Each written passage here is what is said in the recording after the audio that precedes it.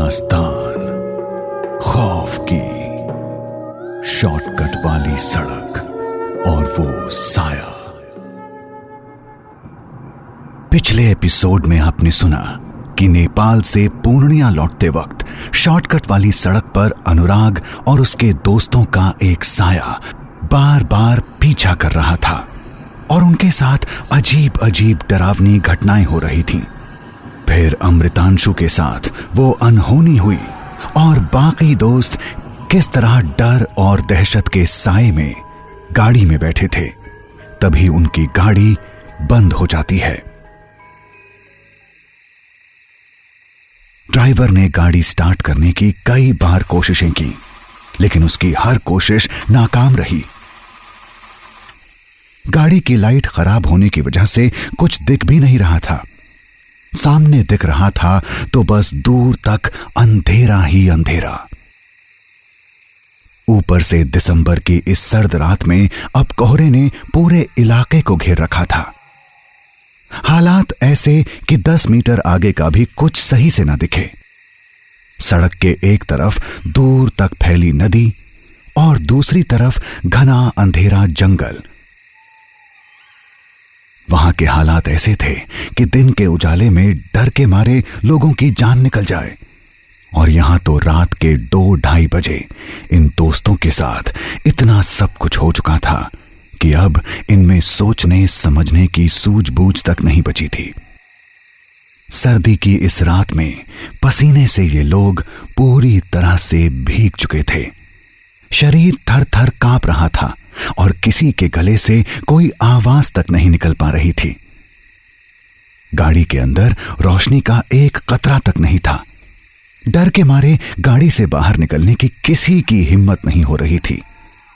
अनुराग और बाकी बचे 3 दोस्तों ने वहीं गाड़ी में रात बिताने का फैसला किया, लेकिन ड्राइवर ने ऐसा करने से साफ मना कर दिया।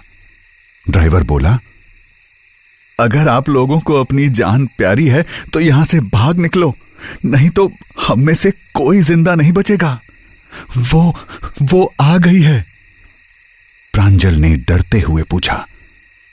वो कौन? ड्राइवर ने घबराते हुए सिर्फ इतना जवाब दिया, वो अभी नाम मत लो, बस यहां से किसी तरह भाग निकलने की सोचो। प्रांजल ने कहा। नहीं, पहले हमें पीछे चलकर अमृतांशु की मदद करनी चाहिए। क्या पता वो किस हालत में होगा। इस पर ड्राइवर ने चिल्लाते हुए कहा, समझते क्यों नहीं हो? सबकी सलामती चाहते हो तो चुपचाप यहां से भागो। जितना दूर भाग सकते हो आगे की तरफ भागो। कोई पीछे मुड़कर मत देखना, चाहे पीछे से कोई कितना ही आवाज क्यों ना दे। पीछे मुड़कर देखने की गलती आप में से कोई मत करना। ड्राइवर की बात मानने के अलावा इन दोस्तों के पास अब और कोई चारा नहीं था। ना चाहते हुए भी इन लोगों ने गाड़ी से बाहर निकलकर भागने का फैसला किया। डरते हुए गाड़ी का गेट खोलकर जैसे ही पवन नीचे उतरा, ऐसा लगा मानो किसी ने उसे ऊपर की तरफ उछाला और फिर धड़ाम से नीचे गिरा दिया हो। दर्द से कराहते हुए पवन ने जैसे तैसे खुद को संभाला। तभी ऐश्वर्या को महसूस हुआ कि कोई उसका गला दबा रहा हो। वो बचाओ बचाओ की आवाज लगाने लगी। किसी तरह प्रांजल ने उसे संभाला, लेकिन अगले ही पल प्रांजल के गाल पर एक जोरदार तमाचा लगता है।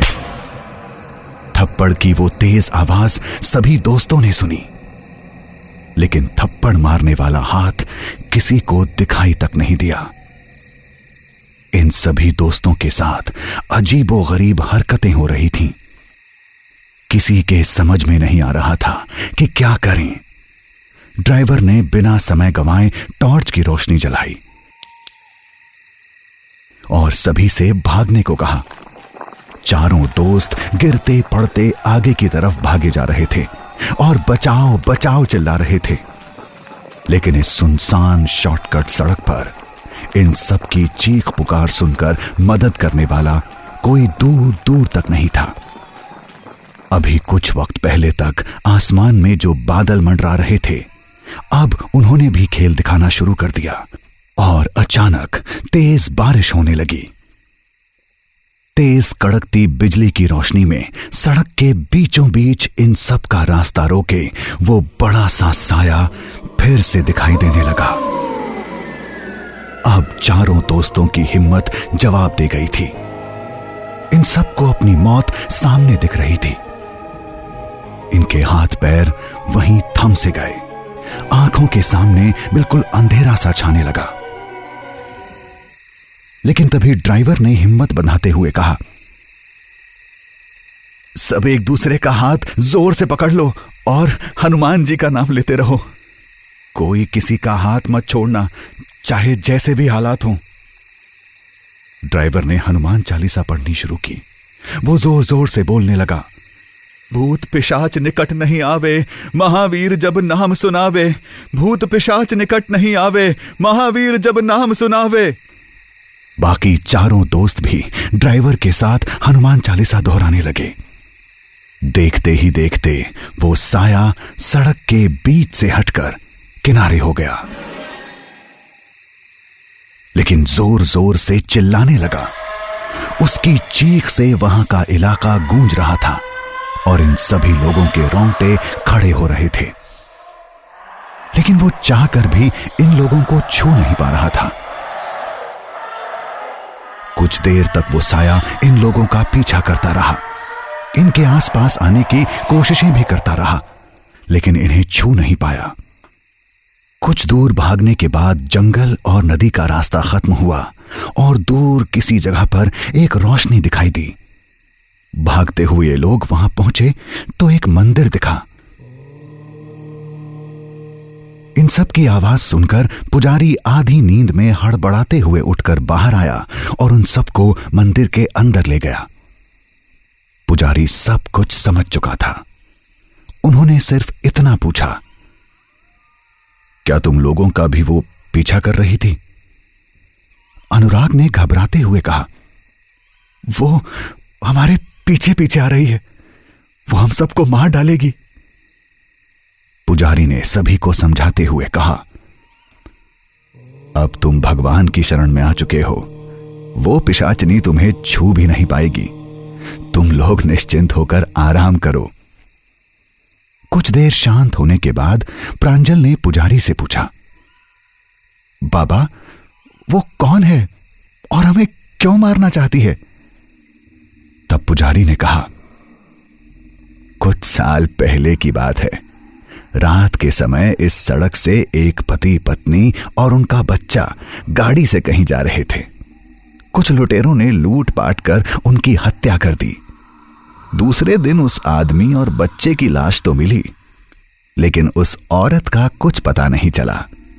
किसी को पता नहीं उस औरत के साथ उस रात क्या अनहोनी हुई और वो कहां चली गई। शायद आज तक उसका अंतिम संस्कार नहीं हो पाया है। इसी वजह से आज भी उस औरत की आत्मा रात के समय इस वीरान सड़क पर भटकती रहती है।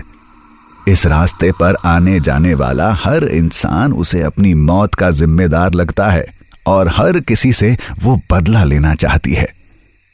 पुजारी की बात पूरी होते होते धीरे धीरे अंधेरा खत्म होने लगा और सूरज की किरणें कोहरे को चीरते हुए धरती तक अपनी रोशनी बिखेरने लगीं। सुबह के उजाले ने उस मनहूस काली रात को अलविदा कर दिया था। इन सभी दोस्तों की जान में जान आई। उन्होंने भगवान को शुक्रिया अदा किया और वहां से शहर की तरफ निकल पड़े। अनुराग जब भी उस रात को याद करता है उसके रोंगटे खड़े हो जाते हैं, शरीर सुन्न सा पड़ जाता है और वो कुछ सोचने समझने की हालत में नहीं रहता। पिछले 3 साल में उसने उस काली मनहूस रात को भुलाने की बहुत कोशिश की, लेकिन वो रात ऐसी थी जिसे न तो अनुराग कभी भूल पाया और न ही उसके बाकी दोस्त। ऐसी ही कहानियों के लिए जुड़े रहें हमारे साथ और सुनते रहिए दास्तान खौफ की। कहानी प्रसन्न प्रांजल, नैरेटेड बाय आशीष भंडारी।